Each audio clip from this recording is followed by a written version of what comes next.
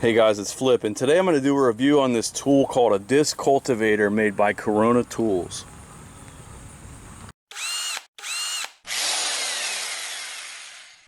So this tool is for weeding, aerating, and tilling of soil, and I'm mainly going to use it for reseeding bare spots in the yard. So what I'm going to do is first I'm going to give you the specs on this tool, then I'm going to show it to you in use, then I'll give you my pros and cons on it after using it for a while.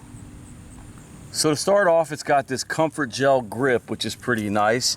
It has a steel handle, as you can see here, that is 48 inches long and slightly angled, and the head is 8.2 inches wide.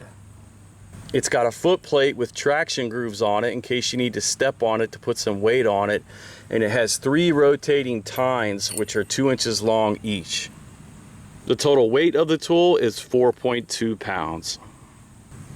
There is one thing about the tool I don't understand. Online, these are advertised as steel tines, and I thought they looked aluminum to me, so I decided to test it out. And sure enough, it's not magnetic and seems to be aluminum, as does this and this, which is cast aluminum, I believe. So I'm not sure why they're advertised as steel, but being aluminum is definitely not a bad thing. That's going to make it lighter and it's not going to rust. So I'm not sure why they're advertised as steel, but who knows, maybe I'm just misunderstanding something. Each one of the tines has an adjustable screw on it with a plastic knob that you can loosen up to remove each tine. That comes in handy if you want to remove the middle one like I've done here to till around a small row of plants, or if you wanted to go down to just 1 or 2 tines to till in a more narrow spot. The one thing is, I would definitely make sure these knobs are tight before using it each time. So I'm going to show this tool to you in a number of different ways that I came up with and in a number of different spots. In this first shot, I'm just using the tool with one hand because I'm holding the camera with the other hand, and as you can see, it's not doing much. It's barely scratching the surface. It's definitely meant to be used with 2 hands. In this next shot, I'm using the tool with 2 hands in a bare spot where I ripped up some crabgrass. This dirt was pretty soft, and as you can see, the tool's doing a pretty good job of cultivating this soil. After tilling up this dirt, you can throw in some grass seed and then till the grass seed back into the soil. I found this to be a really effective tool for this type of job of reseeding bare spots. Here's another spot I was working on, and as you can see, the tool's working pretty well here too. And just so you have all the information, I will note that it did rain the day before filming this.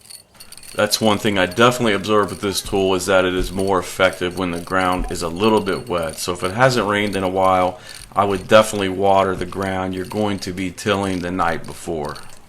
So here again, I'm just throwing some seed into this area I just cultivated, and then I'm going to use the tool to till that seed down into the dirt. I got some really good results doing this, and I'm even going to show you some of those results later in the video from a little over a week after doing this job. So here I'm going to jump to the next day. So at this point, it hadn't rained in over a day, and I'm attempting to work on some dirt in the side of my garden where the soil is pretty compact. The tool is advertised as being able to weed, so I wanted to try it on some of these weeds, and to be perfectly honest, as you can see, it didn't do a whole lot. It's definitely not removing any of these weeds, and I had to really put some weight on it just to get it to scratch the surface of this compact dirt. In defense of the tool, it is advertised as being more for cultivating loose soil and raised beds, but I just wanted to see how it would do on this compact dirt.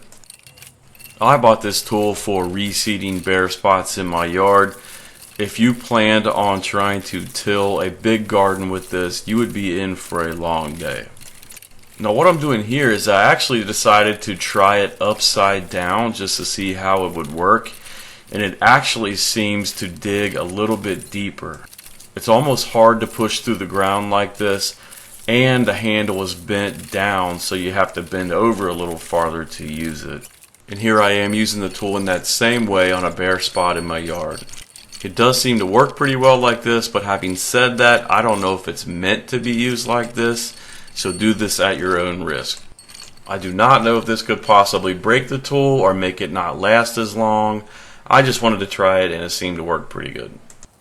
And here I'm back to using it right side up to till the seed into the dirt now that it's nice and loose.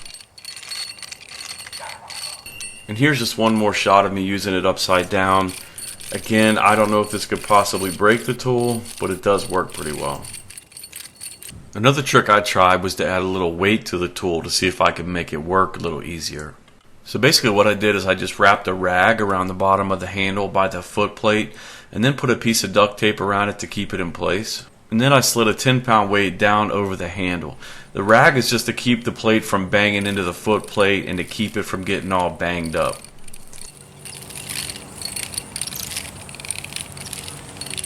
This definitely seemed to make the tool more effective and took some of the load off my back.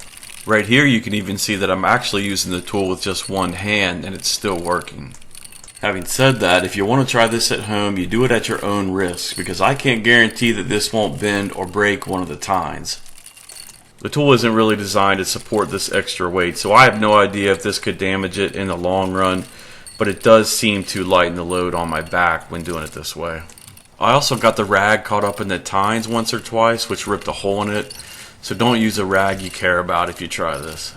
Of course, I also had to try it upside down with the weight on it, and that didn't work too good. The weight didn't really stay in place and it just kind of bounced around a lot. But overall, I would say that this tool is pretty effective. It does what it says it will do. This is not a tool meant to cultivate entire yards or huge gardens. It's meant for smaller areas and loose soil, and it does that.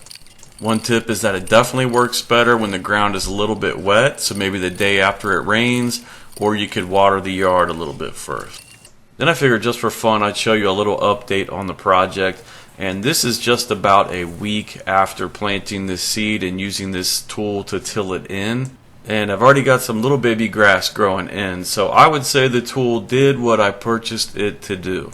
It does take some effort and it works better when the ground is a little wet, but it does do the job. So hopefully this video helped you out. If it did, please hit the like button and subscribe to my channel. Thanks for watching.